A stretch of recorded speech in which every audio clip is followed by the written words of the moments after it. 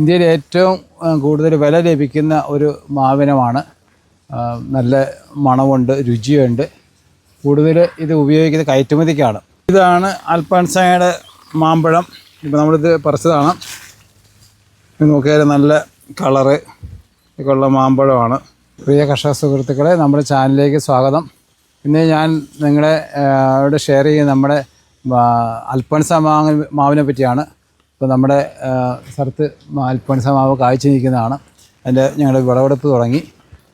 നല്ല ടേസ്റ്റുള്ള, ഇന്ത്യയിൽ ഏറ്റവും കൂടുതൽ വില ലഭിക്കുന്ന ഒരു മാവിനമാണ്. നല്ല മണമുണ്ട്, രുചിയുണ്ട്. കൂടുതൽ ഇത് ഉപയോഗിക്കുന്നത് കയറ്റുമതിക്കാണ്. ഇത് മാവിൻ്റെ പഴം കൂടുതൽ കയറ്റുമതിക്കാണ് ഉപയോഗിക്കുന്നത്. നല്ല ക്വാളിറ്റിയുള്ള പഴമാണ്, നാര് കുറവാണ്, നല്ല ടേസ്റ്റുമാണ്. അപ്പോൾ ജ്യൂസ് അടിക്കാനും പൾപ്പുണ്ടാക്കാനും എല്ലാത്തിനും നല്ലതാണ്. അപ്പോൾ അങ്ങനെ ഇനത്തിൽപ്പെട്ട മാവാണ് ഈ അൽഫോൻസ മാവ്.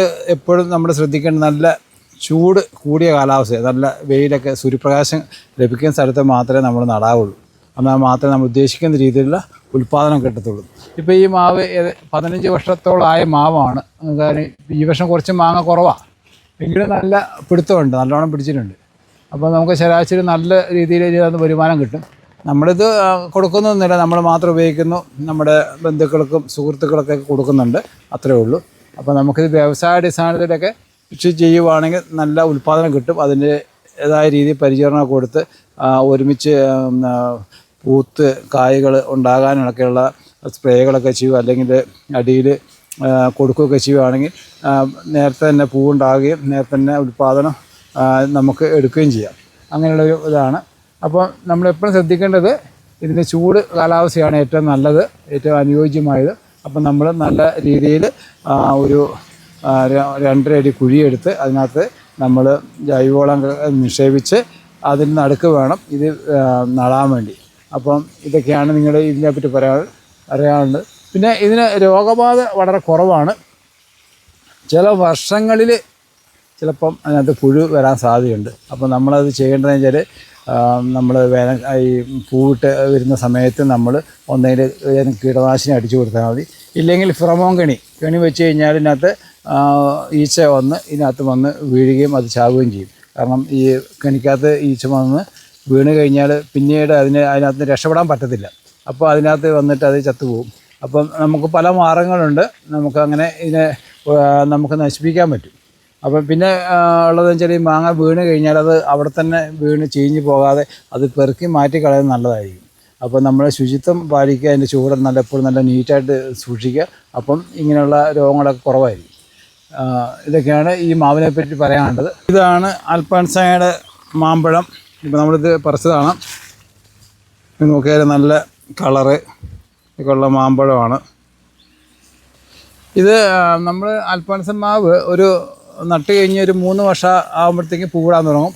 നമുക്ക് പൂർണ്ണമായ തോതിലൊക്കെ നല്ല ഉൽപ്പാദനം കിട്ടണമെങ്കിൽ ഒരു 5 വർഷമൊക്കെ ആവും. ഇതിൻ്റെ ശരിക്കും പറഞ്ഞാൽ വിളവെടുപ്പ് കാലം സാധാരണ മാർച്ച് മുതൽ ജൂൺ വരെയാണ് ഇതിൻ്റെ കാലാവസ്ഥ. ഇപ്പോൾ ഇത് ഒരു മാമ്പഴം ഞാൻ മുറിച്ച് കാണിച്ചു തരാം. ഇതിൻ്റെ ഉൽപ്പാദനം ഇരിക്കുന്നത് എപ്പോഴും നല്ലത് നമ്മൾ പാകമായി കഴിയുമ്പോൾ അതിനെ പറിച്ച് വീട്ടിൽ വെച്ചിട്ട് പഴുപ്പിക്കുന്ന നല്ലത്. അപ്പം ആ സമയത്ത് നമ്മൾ പറിച്ച് കഴിഞ്ഞിട്ട് 1 ലിറ്റർ വെള്ളം തിളപ്പിച്ച് 1 ലിറ്റർ തണുത്ത വെള്ളം അതിനകത്ത് ചേർത്ത് തണുപ്പിക്കുക. അതിനകത്ത് ഉപ്പ് ചേർത്തിട്ട് ആ വെള്ളത്തിൽ കുറച്ച് സമയം മുക്കി വെച്ച് കഴിഞ്ഞാൽ അതിനകത്ത് പുഴുവിൻ്റെ ഒന്നും ഉപദ്രവം ഉണ്ടാകില്ലെന്ന് പറയാം. അപ്പോൾ അങ്ങനെ വെക്കുന്ന നല്ല കണ്ടോ, അതിൻ്റെ ഉള്ളിൽ നല്ല കളറാണ്. നാരിൻ്റെയൊക്കെ ആവശ്യത്തിനുണ്ട്. നല്ല പൾപ്പ് കൂടിയ ഇനമാണ്.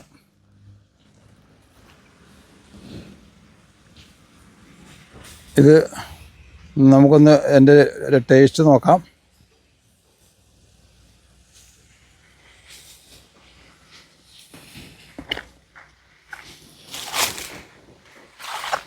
നല്ല ടേസ്റ്റാണ്. മാമ്പഴത്തിൻ്റെ റാണി എന്നറിയപ്പെടുന്നത് അൽഫോൻസ മാവ്. അപ്പം നിങ്ങളെല്ലാവരും ഒരു തൈയെങ്കിലും ബാക്കി നമ്മുടെ പറമ്പിൽ വെച്ച് പിടിപ്പിക്കുക. മഴക്കാലമൊക്കെ ആയി അതിൻ്റെ പഴങ്ങൾ പറിക്കുമ്പം അതിന് കുറച്ച് മധുരം കുറവുണ്ടാവും. ഇപ്പം നല്ല മധുരമാണ്. കണ്ടോ, നല്ല നാരക്കുറവ് വളരെ കുറവാണ്.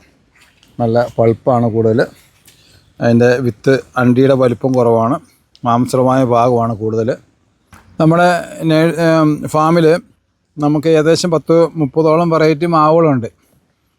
അപ്പം പല വെറൈറ്റികൾ മിയാസാക്കി, കൊളംബ്, പ്രിയൂർ, മൽഗോവ, അൽഫോൺസ, മൂവാണ്ടൻ, പിന്നെ നമ്മുടെ കുഞ്ഞുമംഗലം മാവ്, അങ്ങനെ സെവറൽ വെറൈറ്റീസ്. അപ്പം ഇതൊക്കെ നിങ്ങൾക്ക് വാങ്ങാൻ പറ്റുന്നതാണ്. അപ്പോൾ നമ്മുടെ ഈ വീഡിയോയുടെ താഴെ നമ്പർ കൊടുക്കുന്നുണ്ട്. അപ്പോൾ നിങ്ങൾ ബന്ധപ്പെടുക. അപ്പം വീണ്ടും കാണുന്നവരെ ബൈ.